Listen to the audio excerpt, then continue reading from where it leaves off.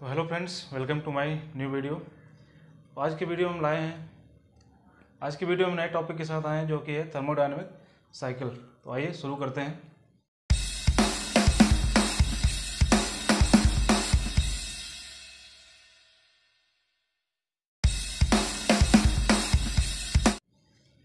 तो सबसे पहले जो क्वेश्चन आता है वो होता है थर्मोडायनेमिक साइकिल होता क्या है।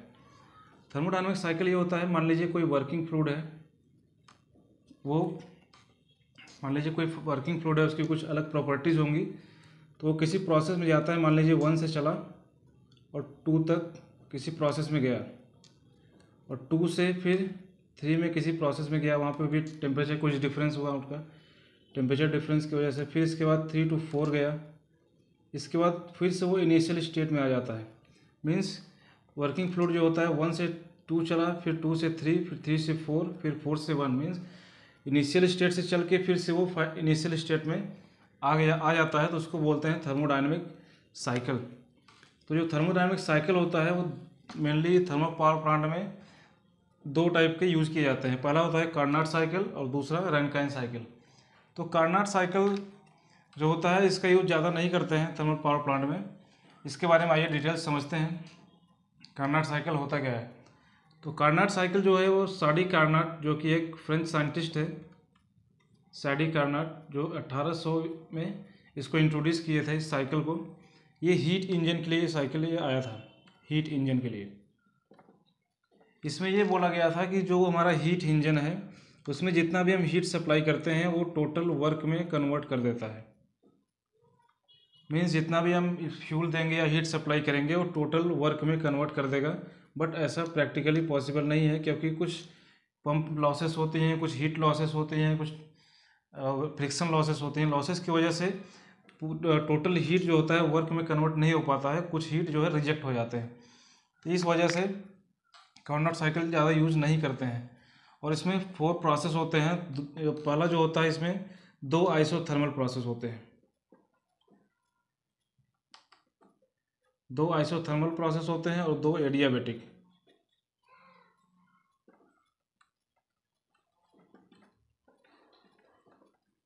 कार्नोट साइकिल में 2 आइसोथर्मल प्रोसेस होते हैं और 2 एडियाबैटिक प्रोसेस होते हैं। आइसोथर्मल में क्या होता है, ये कांस्टेंट टेम्परेचर पर वर्क करता है।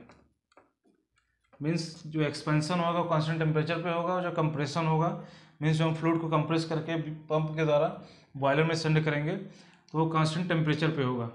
इसके बाद जो 2 एडियाबैटिक प्रोसेस हैं, एडियाबैटिक क्या होती है कि constant heat energy, means heat energy को कांस्टेंट कर देती है। इसमें ना हीट ऐड होगा ना ही रिजेक्ट होगा।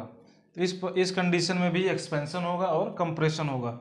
तो ये चारों प्रोसेस जो होती हैं ये प्रैक्टिकली पॉसिबल नहीं है, ये थ्योरेटिकली पॉसिबल है।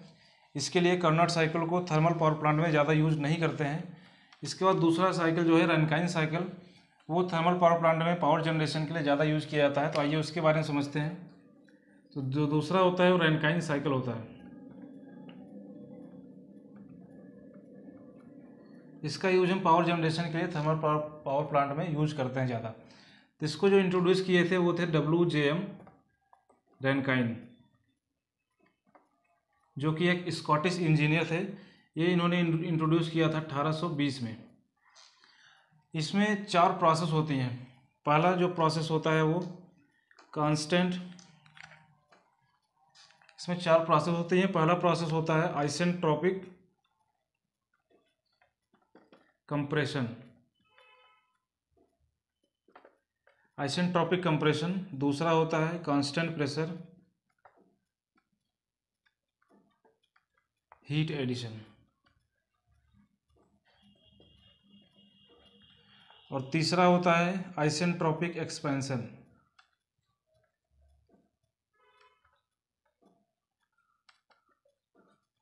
और चौथा जो होता है वो कांस्टेंट प्रेशर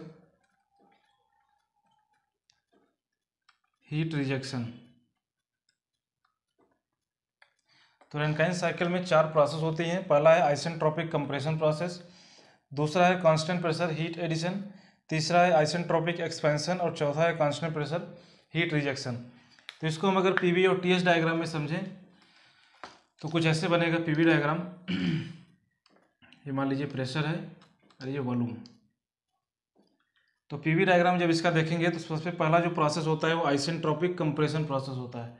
मीन्स बॉयलर में जो फीड वाटर भेजा जाता है वो बीएफपी के थ्रू भेजा जाता है, तो वो पंप कंप्रेस करके वो फ्लूइड को बॉयलर में सेंड किया जाता है। तो सबसे पहला जो प्रोसेस होगा वो 4-1 मीन्स यहाँ पे कंप्रेशन होगा। आइसेंट्रोपिक कंप्रेशन मीन्स एंट्रोपी इसकी कांस्टेंट रहेगी। तो जब प्रेशर कंप्रेशन होगा तो प्रेशर बढ़ेगा और वॉल्यूम कम होगा। इसके बाद जो दूसरा प्रोसेस होगा वो है constant pressure heat addition. Means pressure constant हो जाएगा लेकिन वॉल्यूम बढ़ता रहेगा। इसके बाद 1 to 2 जाएगा तो कांस्टेंट प्रेशर हीट ऐड होगा, बॉयलर में जो हीट ऐड होगा। इसके बाद ये वहाँ से वाटर में स्टीम में कन्वर्ट होगा वाटर से। इसके बाद स्टीम को हम भेजेंगे टरबाइन में एक्सपैंड कराने के लिए। तो जो टरबाइन में एक्सपैंड होगा तो उसमें प्रेशर डाउन होगा 2 to 3, मतलब एक्सपेंशन में आइसेंट्रोपिक एक्सपेंशन होगा, मीन्स कांस्टेंट एंट्रोपी पे एक्सपैंड हुआ टरबाइन में। इसके बाद ये कंडेंस होगा कंडेंसर में, तो ये सीधे जाएगा बीएफपी में 3 to 4 means constant pressure heat reject हुआ। हीट रिजेक्शन मीन्स कंडेंस हुआ, जो भी वाटर से स्टीम बना है स्टीम को एक्सपेंड कराए। स्टीम जो एक्सपेंड होने के बाद जो कंडेंस होती है वो फिर से बीएफपी के थ्रू फिर से रिसाइकल होने लगती है बॉयलर में। तो इसको बोलते हैं रैनकाइन साइकिल। इसका हम देखते हैं टीएस डायग्राम। तो टीएस डायग्राम कुछ ऐसे बनता है। ये मान लीजिए टेम्परेचर, ये है एंट्रोपी और ये है जोन। इसको इधर बोलते हैं लिक्विड जोन, इसको बोलते हैं सुपर हीटेड जोन,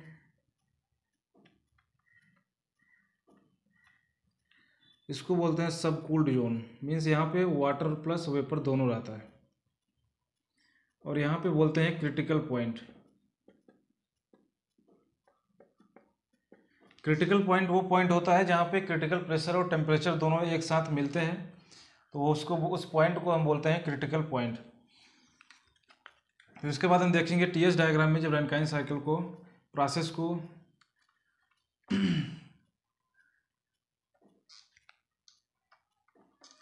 तो रैनकाइन साइकिल की प्रोसेस है, इसको टीएस डायग्राम में शो करेंगे। तो सबसे पहला जो प्रोसेस होता है वो आइसेंट्रोपिक कंप्रेशन होता है। मीन्स 4 to 1 मीन्स बीएफपी से जब फीड वाटर को बॉयलर में सेंड करते हैं तो उसको 4 to 1 बोलते हैं। तो ये जाता है बॉयलर में। इसके बाद बॉयलर में हीट ऐड होता है 1 to 2। इसके बाद जो एक्सपैंड होता है टरबाइन में स्टीम जाके एक्सपेंशन होता है, तो 2 to 3 होता है। और 3 to 4 हीट रिजेक्ट होता है, मीन्स कंडेंस होता है, तो फिर से वो रिसाइकिल होने लगता है इधर से जाके। तो ये हो गया हमारा आइडियल साइकिल, जो कि टीएस डायग्राम में आइडियल साइकिल है। ये एक्चुअल में क्या होता है साइकिल में उसको देखते हैं। इसका एक्चुअल साइकिल रैनकाइन साइकिल का एक्चुअल साइकिल जब बनाएंगे तो मान लीजिए 4 to 1, 1 to 2, 2 to 3 and 3 to 4। जो एक्चुअल साइकिल होता है उसमें जब कोई भी हीट इंजन होगा या कोई भी पंप होगा तो उसमें पंप लॉसेस होते हैं, कुछ फ्रिक्शन की वजह से, कुछ हीट लॉसेस होते हैं कंडक्शन रेडिएशन की वजह से। तो जब आइसेंट्रोपिक कंप्रेशन होगा तो पंप में भी कुछ लॉसेस होंगे, तो वो एग्जैक्ट लोकेशन एग्जैक्ट 1 पे नहीं जाके वो कुछ इंक्लाइंड हो जाता है। तो ये आ जाएगा 4 to 1 डैश। 4 to 1 डैश पे हमारा कंप्रेस हुआ, बीएफपी से फीड वाटर गया बॉयलर में, तो 1 डैश से 2 गया, बॉयलर में हीट ऐड हुआ, ये सबकूल्ड जोन है, वहाँ पे वाटर प्लस वेपर स्टीम में कन्वर्ट होने लगा। इसके बाद ये कुछ सुपर हीट होता है, वाटर स्टीम जो होता है वो सुपर हीटर में सुपर हीट होगा। इसके बाद वो टरबाइन में जाएगा स्टीम कंडेंस होने के लिए। तो टरबाइन में भी कुछ लॉसेस होती हैं, तो एग्जैक्ट 3 पे नहीं आके तो कुछ जाएगा 3 डैश पे। तो एग्जैक्ट वो 3 पे ना आके टरबाइन में भी कुछ लॉसेस होती हैं, उस लॉसेस की वजह से ये 2 to 3 डैश ये साइकिल चलेगा। इसके बाद 3 डैश to 4 ये जाएगा कंडेंस, हीट रिजेक्ट हुआ। तो ये होता है एक्चुअल साइकिल। और जिसके पहले जो बताएं वो आइडियल साइकिल होता है वो रैनकाइन साइकिल का। तो एक्चुअल प्रैक्टिकली ये पॉसिबल है, ये साइकिल पॉसिबल होता है। इसके बाद जो होता है रैनकाइन साइकिल 2 टाइप के होते हैं, उसको भी देखते हैं। तो रैनकाइन साइकिल दो टाइप के होते हैं। पहला होता है रीहीट रैनकाइन साइकिल, रीहीट रैनकाइन साइकिल, और दूसरा होता है रीजनरेटिव रैनकाइन साइकिल।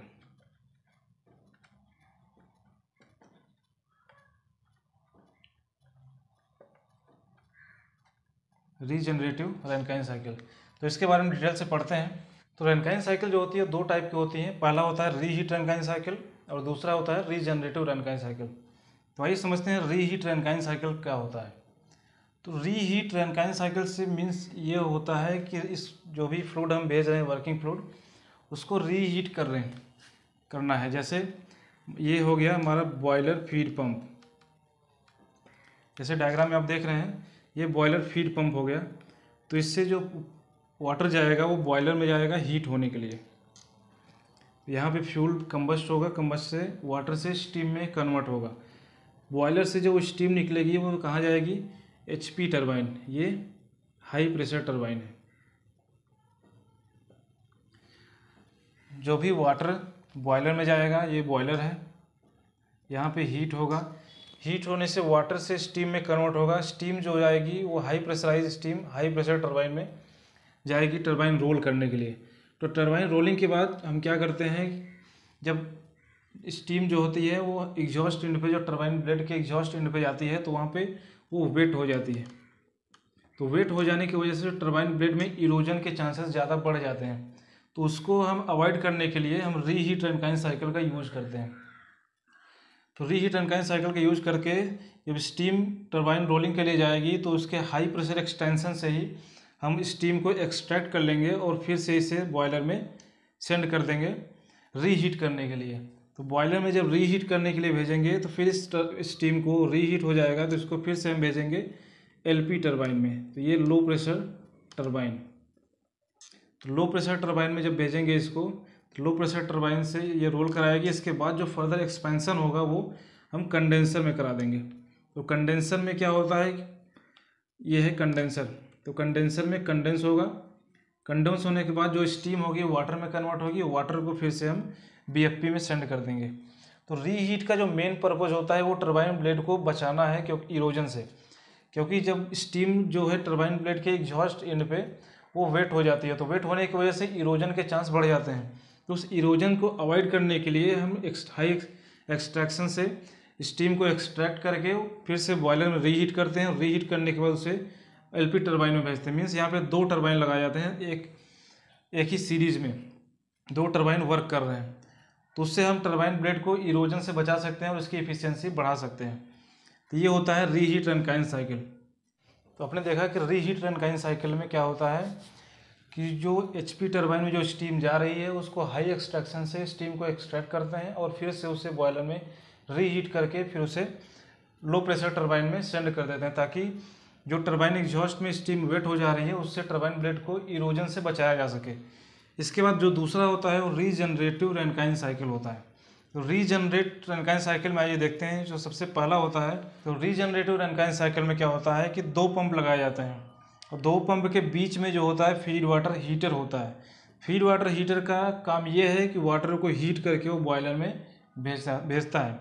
तो सबसे पहला जो पंप 1 है, 1 से 2 हम वाटर फीड वाटर को भेजते हैं फीड वाटर हीटर में। फिर हम दूसरा पंप लगाते हैं जो कि 3 to 4 दूसरे पंप से फिर हीट वाटर को फिर से हम बॉयलर में भेजते हैं। तो ये हो गया हमारा बॉयलर में हीट ऐड हुआ, फिर यहाँ से जो वाटर में स्टीम कन्वर्ट हुआ, तो स्टीम जो जाता है वो जाता है टरबाइन में। तो ये है टरबाइन 4 to 5 मीन्स 1 से 2 हम फीड वाटर को भेजे हीट करने के लिए। फिर फीड वाटर हीटर से 3 to 4 पंप लगा के हम बॉयलर में फीड वाटर को भेजे हैं। बॉयलर से जब स्टीम में कन्वर्ट हो रहा है तो स्टीम जो निकल रहा है वो टरबाइन में जाता है रोलिंग के लिए। तो टरबाइन से जो हम हाई एक्सट्रैक्शन से जब ब्लीड, इस लाइन को बोलते हैं ब्लीड लाइन। जब हाई एक्सट्रैक्शन से स्टीम को एक्सट्रैक्ट करते हैं तो उस स्टीम को हम भेजते हैं कहाँ पे, फीड वाटर हीटर में। जो फीड वाटर हीटर होता है वो सेल एंड ट्यूब टाइप का होता है। तो सेल में जो जाता है वो स्टीम होता है और ट्यूब में वाटर फ्लो करता है। उससे क्या होता है, जो वाटर होता है वो स्टीम की हीट को एब्जॉर्ब करता है, उससे जो वाटर होता है वो हीट हो जाता है और जो बचा हुआ स्टीम होता है, जो वाटर हीट एब्जॉर्ब हो गया तो स्टीम हो जाता है, कंडेंस हो जाता है। तो इस कंडेंस स्टीम को हम फिर से भेज देते हैं कंडेंसर में, तो इसको बोलते हैं 5 to 6। तो स्टीम जो गया टरबाइन में, टरबाइन के हाई एक्सट्रैक्शन से एक्सट्रैक्ट करके उस लाइन को बोलते हैं ब्लीड लाइन। तो ब्लीड लाइन से जो स्टीम भेजते हैं फीड वाटर हीटर में भेजते हैं सेल में। तो सेल ट्यूब में वाटर फ्लो हो रहा है, तो वाटर क्या करेगा, स्टीम के हीट को एब्जॉर्ब करके वाटर को हीट करेगा, फिर जो बाकी स्टीम बचा हुआ है वो कंडेंस हो जाएगा, कंडेंस होने के बाद वो कंडेंसर में चला जाएगा। इसके बाद फर्दर एक्सपेंशन होगा 5 to 7, मीन्स पहला एक्सट्रैक्शन निकालेंगे ब्लीड लाइन, दूसरा जो फर्दर एक्सपेंशन होगा लास्ट और लास्ट स्टेज पे, तो उस एक्सपेंशन को हम भेजेंगे कंडेंसर में। जो भी कंडेंसर में हीट रिजेक्ट होगा उसके बाद कंडेंस वाटर को हम फिर से BFP में पंप 1 में भेज देंगे। तो ये पूरा साइकिल रिसाइकिल होता रहेगा। तो फीड वाटर हीटर का हम यूज इसीलिए करते हैं ताकि वाटर को हम पहले से हीट करके भेजें, ताकि जिससे फ्यूल कंजम्पशन कम हो जाए और बॉयलर की इफिशियंसी बढ़ जाए।